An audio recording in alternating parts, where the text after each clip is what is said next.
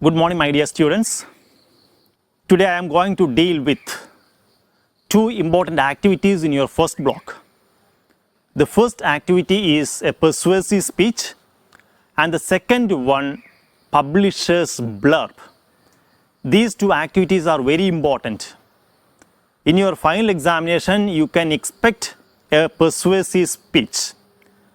The first chapter itself can be considered as a persuasive speech. A beautiful persuasive speech delivered by Christine Lagarde. Persuasive speech is one of the most daily used speeches.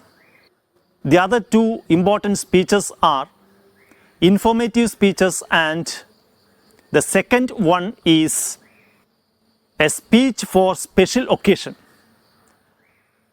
Informative speeches are those speeches which give information, and special occasion speech, a speech which is prepared for a special occasion, a speech which is delivered on special occasion, like funeral speech, a speech to congratulate someone, a speech to honor someone, a farewell speech.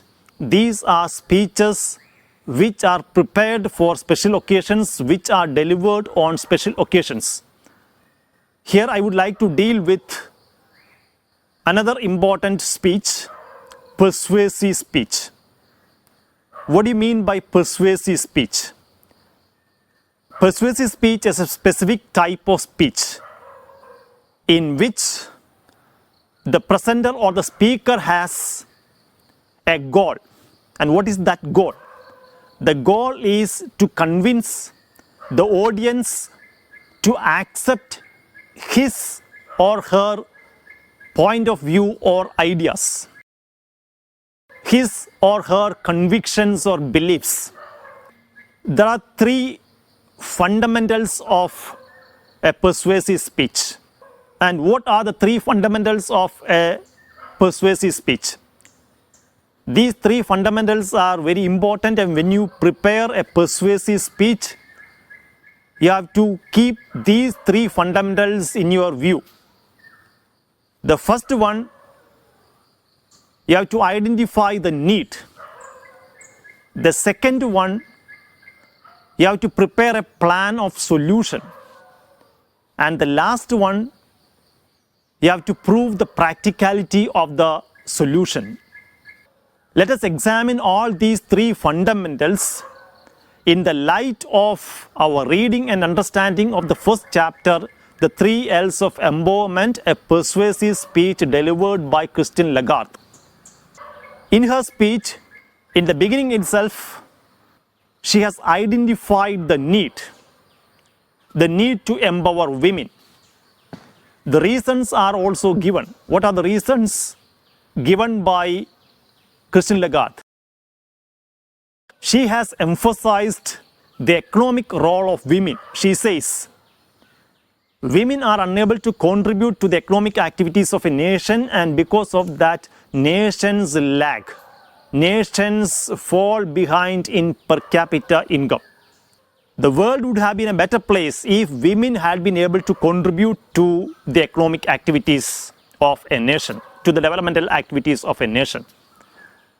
The need has been identified by Christine Lagarde, and she also speaks about the reason why women should be empowered, and she focuses on that economic role of women. And when we move to the second part, the second fundamental aspect of a persuasive speech. What is the second fundamental aspect of a persuasive speech? The presenter has to plan a solution. Here, Christine Lagarde presents her solutions. There are three important solutions. The first one, learning, second one, labor, and the last one, leadership. So she has given that plan of her solutions. And the last fundamental aspect of a persuasive speech, the presenter has to prove the practicality of these solutions, whether these solutions can be put into practice, whether these ideals can be put into practice. We all know that a highly educated woman is empowered. we know that a woman who is employed is empowered. We also know that a woman leader is highly empowered. Even though these solutions cannot be considered as quick fix solutions, they are workable, they are feasible, they are practicable. They can easily be put into practice. Even though it consumes a lot of time, it takes time, but they are practicable. So, Christine Lagarde has been successful in delivering a persuasive speech. She speaks about the need to empower women. She gives the solutions, and she has been successful in proving the practicality of her solutions. You also find two beautiful specimens of persuasive speeches in your textbook. Two beautiful specimens of persuasive speech in your textbook. There is one extract from a very famous speech delivered by Martin Luther King Jr., the American civil rights activist who has delivered that beautiful speech, I Have a Dream, on 28th August 1963. A speech in which he speaks for freedom, he speaks for jobs, he speaks about the need to create a world without any racial indiscrimination. In that speech, you find so many ornamental expressions. The language is poetic. Beautiful expressions can be found throughout the speech. Flowery expressions can be seen throughout the speech. Even though he speaks against racial indiscrimination, even though he speaks against racism, so many people have gathered there to listen to his speech. Thousands of whites and blacks have gathered there to listen to his speech. And in that speech, we never find any expression which shows hatred against the whites. He believes in a world of harmony. He believes in a world where there is no violence. He believes in a world where both whites and blacks live harmoniously, peacefully. There is no hatred against the whites. I have already told you, the speech is abundant in flowery expressions. It is highly emotional, and he has been successful in convincing the audience to accept his idea, his point of view. Convince the audience the need to create a world without any racism. Just think about some of those expressions in his speech. One expression is repeated throughout the speech. I have a dream. I have a dream that one day on the red hills of Georgia, the sons of former slaves and the sons of former slave owners will be able to sit down together at a table of brotherhood. Again he continues, I have a dream that my 4 little children will one day be able to live in a nation where they will not be judged by the color of their skin but by the content of their character. I have a dream today. So the speech is abundant with a lot of expressions packed with emotions. And he has been successful in convincing his audience the need to create a world without any racial injustice, a world of harmony, a world where both the whites and blacks can live together peacefully, harmoniously. Another beautiful speech is mentioned in your text, an extract from the famous speech delivered by Mark Antony. Immediately after the assassination of Julius Caesar, one of the conspirators, Brutus, has explained the situation which necessitated for these conspirators to kill Julius Caesar.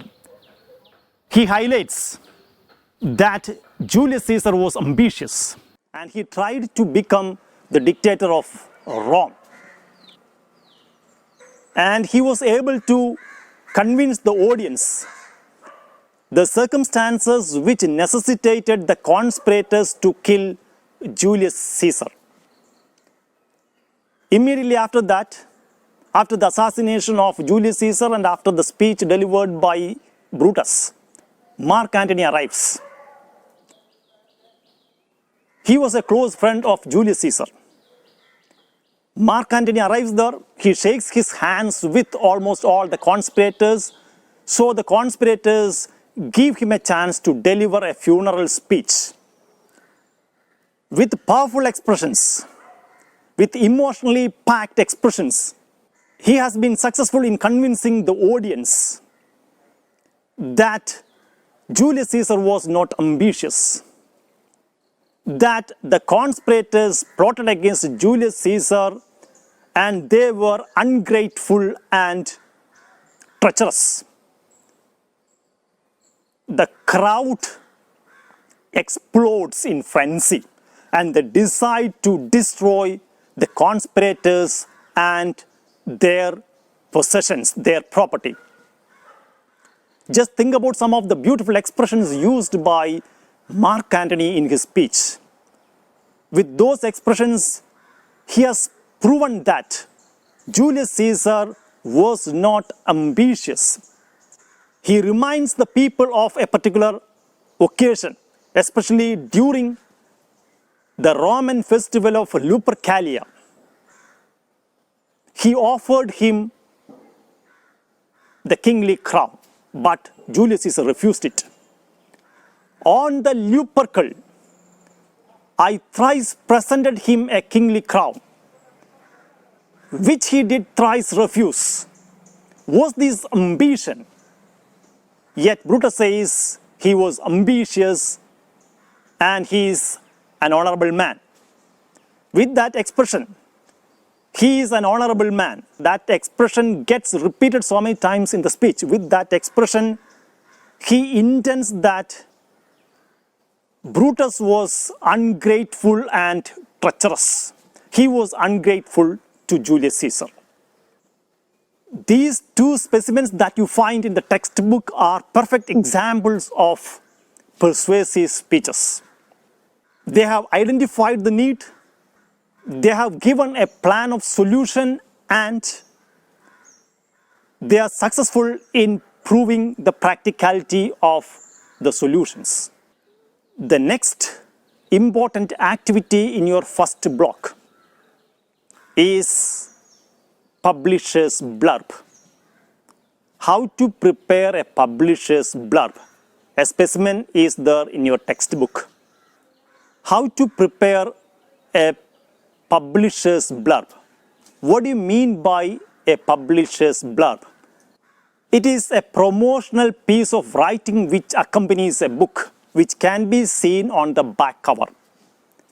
Usually we prepare a blurb in 150 to 200 words. 150 to 200 words are more than enough to prepare a publisher's blurb. It should be very brief. At the same time, it should be very punchy. It should be very catchy. Most of the expressions used in the publisher's blurb are very brief and catchy. That blurb will definitely draw the attention of the readers, draw the readers to that particular creative work. Most of the expressions are flowery, ornamental expressions. In the blurb, you also find the main characters in the work. You get some idea about the publisher, the publishing date, the author, and his major works. The opening sentence of a blurb is very attractive. So the sentence which ends the blurb. Let us examine the important features of a publisher's blurb with the example, a good example of, a simple example of a blurb. Years back, I was traveling to Hyderabad. I was traveling by train. Just opposite to my seat, there was an youngster, probably a student from some business school. He was reading a book. He was so absorbed in his reading.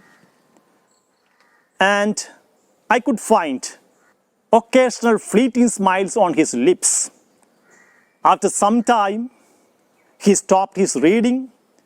He left that book on the seat and moved towards the window seat and started watching the buildings, small brooks, small houses, fields, everything which was fleeing away from us.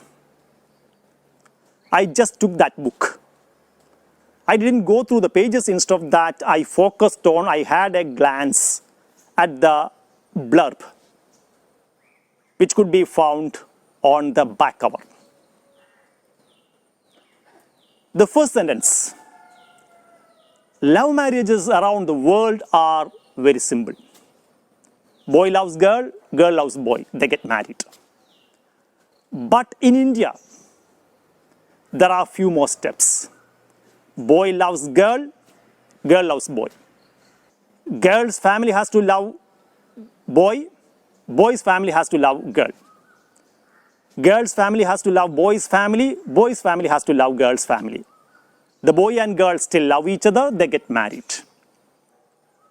A story about Krish and Ananya, who are from two different states of India, who are in deep love and they want to get married. Of course, their parents don't agree. To convert their love story into a love marriage, the couple, they have to fight a tough battle. Then the blurb ends with another striking expression. For it is easy to fight and rebel, but much harder to convince. So the blurb ends with that striking expression. We all know it is very easy to fight and rebel against our parents. Just go to the register office. It is very easy to get married. But after that, you know what happens. The author here says, the publisher here says, it is easy to fight and rebel, but very difficult to convince the parents. So here, the two youngsters, they try to convince their parents and finally they emerge successful. They emerge victorious. So that blurb has drawn me to that work. When I came back to my school, the first thing that I did was to buy a few copies of these books. The famous books of Chetan Bhagat. You know the famous works of Chetan Bhagat. I bought a few copies of his works and I started reading all those works, and whenever I get an opportunity to discuss publishers' blurb in my classroom, I just mentioned this particular incident, and because of that, hundreds of students have read this book over the years. The simple reason is that the blurb has drawn me to that work. Even though the language is very simple, even though the sentences are very simple, informal expressions, so books which are meant for general public, there you find informal expressions, simple expressions, but engaging words. Books for professionals, the language is more formal. And books for kids, the language is simple, you can find so many fun words. So here, Most of his works are for the general public. So, a publisher's blurb will begin with a striking expression. Just think about the expression in the text. Love marriages around the world are very simple. The final expression in the blurb. For it is easy to fight and rebel, but much harder to convince. Most of the expressions in a blurb are very striking, they are very attractive, they are very catchy, they are punchy. They draw the attention of the readers to that work. And the final statement or the final sentence helps the potential readers to stay interested. So these are some of the points that you have to keep in your view if you are asked to prepare a publisher's blurb. It should be brief. It should consist of 150 to 200 words. You have to introduce the main characters. You have to mention the author, the publisher, the year of publishing or the date of publishing. You have to mention about how the story, the work begins, the circumstances, its social relevance, etc. So these are the two important activities that you can find in your first block, and you can expect questions related to this in your final examination, especially that question, prepare a persuasive speech on a social issue. This question can also be expected. The hints will be there in your question paper. Prepare an appropriate publisher's blurb based on the hints given in your question paper. That's all for the day.